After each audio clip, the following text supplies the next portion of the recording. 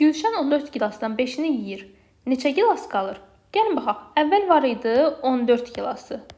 Neçəsini yedi? 5-ini. Yəni 5-i getdi. Neçəsi qaldı? Bunun üçün 14-dən 5 çıxmalıyıq. 14-dən 5 çıxanda qalır 9. Cavabımız oldu C variantında. Aşağıdakı toplama əməllərindən hansı yanlışdır? Bir baxaq. 9 üstəgəl 8. 9 ilə 8-i toplayanda həqiqətən də 17 eləyir. Bu doğrudur. 6 üstəgəl 9. Dostlar, 6 ilə 9-u toplayanda 14 yox, 15 eləməlidir. Bu yanlışdır. Şərtdə də bizdən yanlış istirdi deyə biz artıq cavabı tapdıq. C-yə də baxaq. 11 üstəgəl 9. 11 ilə 9-un cəmi həqiqətən də 20 eləyir. Bu da doğrudur. Deməli, yanlış cavab B variantında oldu. Verilmiş ədəd üçlüyünə əsasən boş dairədə hansı ədəd olmalıdır? 10 verilib, 7 verilib. Amma üçüncü ədəd neçədirsə, onu bilmirik biz. Dostlar, bilirik ki, aşağıdakı ikisinin, yəni 7 ilə bilmədiyimiz bu xanadakı ədədin cəmi 10-a bərabər olmalıdır. 7 üstəgəl neçə bilmirik, bərabər olub 10-a. 7-nin üzərinə neçə gələndə 10 eləyər? Əlbəttə ki, 3 gələndə. Cavabımız oldu B variantında. Cəmi tapın. 3 üstəgəl 2 üstəgəl 4. Yazaq. Əvvəlcə 3 ilə 2-ni toplayaq. Neçə eləyəcək? 5. Daha sonra isə 5 ilə 4-ü toplaya bilərik. 5-in üzərinə 4 gələndə eləyir 9. Cavabımız C variantındadır. Vüsal 6 manat pulunun 4 manatını xərclədi. Vüsalın neçə manat pulu qaldı? Baxaq. Əvvəl var idi 6 manatı. 4 manatını xərclədi, yəni 4-ü getdi. Neçəsi qaldı? 6-dan 4 çıxanda qalır 2 manatı. A variantı doğru cavabdır. Nərgizin 8 konfeti vardı. O 4 konfeti böyük qardaşına, 3 konfeti isə kiçik qardaşına verdi. Nərgizin neçə konfeti qaldı? Gəlin baxaq.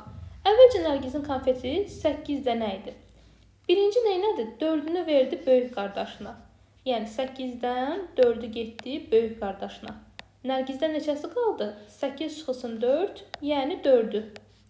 Artıq Nərgizin var 4 konfeti. İndi bu 4 konfetində 3-ünü verir kiçik qardaşına. Yəni 4-dən 3-ü də getdi kiçik qardaşına. Neçəsi qaldı 4-dən 3 çıxanda? 1-i. Deməli, ən sonunda Nərgizin qalır 1 konfeti. A variantı doğru cavabdır. Məchul çıxılanı tapın. Baxaq. Azalan, çıxılan, fərq. Məchul çıxılanı tapmaq üçün nə etməliyik? Azalandan, yəni 6-dan fərqi, yəni 2-ni çıxmalıyıq. 6 çıxılsın 2 qalır 4. Deməli, çıxılanımız 4 imiş. Həqiqətən də 6-dan 4 çıxanda 2 qalır. Cavab oldu C variantında. 7 üstəgəl 6 cəmində neçə də təklik alınır? Baxaq. 7 üstəgəl 6. 7 ilə 6-ını toplayanda neçə eləyir? 13 eləyir. 13-də 3 təklik, 1 onluq var. Deməli, təkliklərin miqdarı neçə oldu? 3. C variantı doğru cavabdır. Aşağıdakilərdən hansı konusa bənzəyir? Dostlar, konus necə olur, xatırlayırsınızmı? Konus belə olur, düzdür? C variantındakı yer kökünə baxsaq, sanki tərsinə çevrilmiş konusdur, düzdür? Belə düşünə bilərik də. Elə bir ki, konusu götürüb tərsinə çevirmişik. C variantı doğru cavabdır.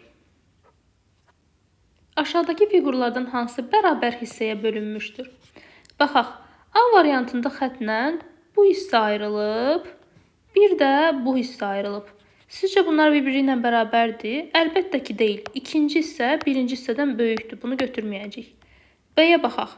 Yenə bir bu hissə ayrılıb, bir də bu hissə ayrılıb. Bunlar da bərabər deyil. Yenə ikinci hissə birinci hissədən daha böyükdür. Amma C variantında görürsünüz, tən ortadan ayrılıb. Birinci hissə ilə ikinci hissə bir-birinə bərabərdir. Bizdə də şərtdən bərabər olanı istədiyinə görə cavabımız C variantında olacaq. Bütün tərəfləri bir-birinə bərabər olan düzbucaqlı necə adlanır? Dostlar, bilirik ki, bütün tərəfləri bir-birinə bərabər olan düzbucaqlı kvadratdır. Yenə də çəkib baxaq. Düzbucaqlı olması üçün fiqurun necə olmalıdır? Bütün bucaqları 90 dərəcə olmalıdır, düzdür? Bucaqların hamısı düz bucaq olmalıdır. Və şərtdə bizə həm də deyir ki, tərəfləri də bir-birinə bərabər olsun. Görürsünüz, belə bir fiqur alındı. Həm bütün bucaqları 90 dərəcə oldu, həm də bütün tərəfləri bir-birinə bərabər oldu. Bu fiqurumuz kvadrat adlanır. C variantı doğru cavabdır. Cəmi tapın. Gəlin alt-alta toplayaq. 13 + 6.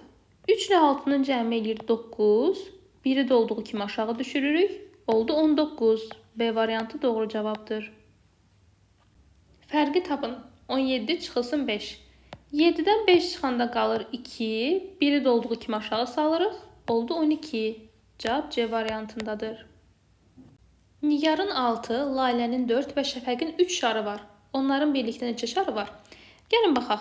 Nigarın var 6 şarı. Lalənin var 4 şarı.